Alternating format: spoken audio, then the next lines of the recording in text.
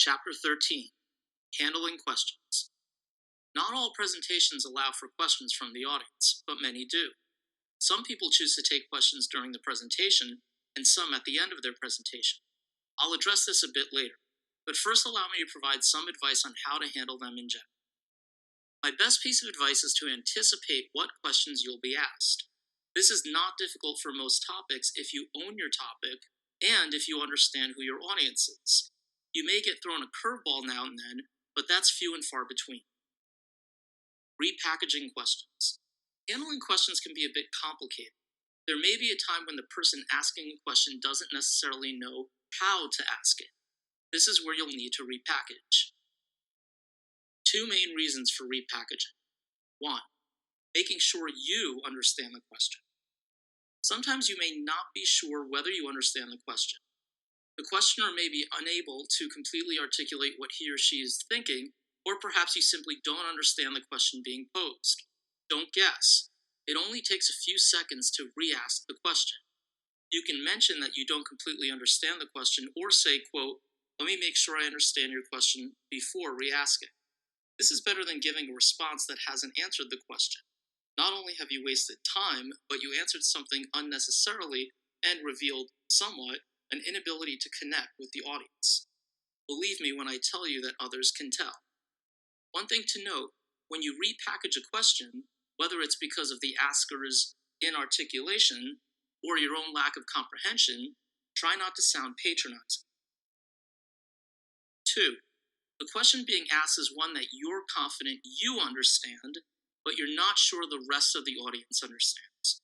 In this case, you want to simplify and repackage the question so that everyone else can also understand before you provide an answer.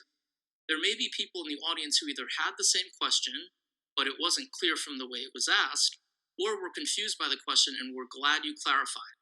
By repackaging, you ensure that everyone understands the question and the response. Zoom in, zoom out. One important lesson I've learned is to address the questioner clearly and pointedly initially, since it's their question, before including the entire audience. Granted, this can be a bit tricky. Assuming most of you have a smartphone, think of this as zooming in and out of your phone by pinching the screen. When someone asks a question, provide them razor-focused attention, zoom in, with your body language and listening skills.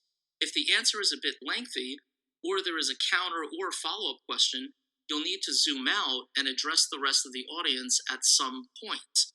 You don't want to play, quote, ping pong with one person and alienate the rest of the audience.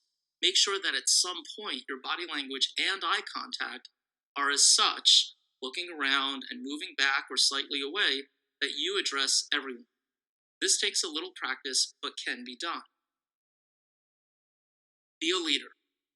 This is probably one of the few times I'd ever recommend that you ignore your audience.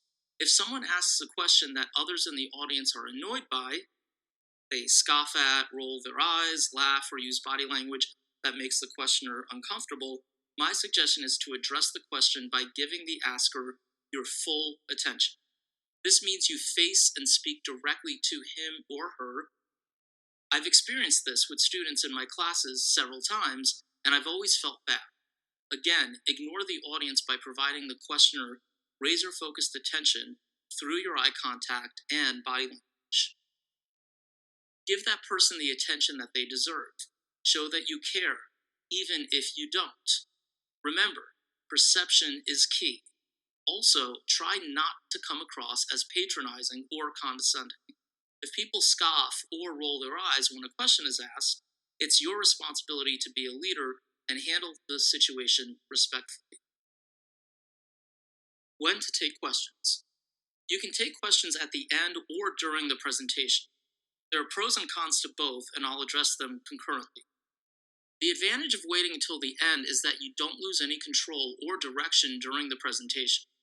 This approach may suit presenters who are a bit more linear and feel as though they will lose momentum if interrupted. Sometimes, depending on how your presentation is organized, it's better to wait. In other words, if it's structured in a particular sequence that builds as you go. Don't get derailed by questions. The main drawback to this, though, is if the audience needs clarification on a particular point. They may be unable to follow along if a certain piece is unclear. That would be a failure on your part. Another drawback is that audience members may feel frustrated that they had to wait. Perhaps they won't ask a question they had earlier because they feel it's no longer, quote, relevant because the context has shifted. A third concern with holding off until the end for questions is that you eliminate interaction with your audience. As a spatial presenter, I've always felt that allowing questions during a presentation enhances the overall quality of the presentation for two reasons. First, it serves as a checkpoint for you and your audience, particularly if you've lost touch on a complicated point or concept. Simply asking, quote, does anyone have any questions so far, can help you gauge if the audience is keeping up. Additionally, you may be asked questions you hadn't previously thought about. Even if you're well prepared, you can't think of everything on your own. It's just not possible. Holding off until the end denies you the opportunity to enhance the overall dynamic of your presentation.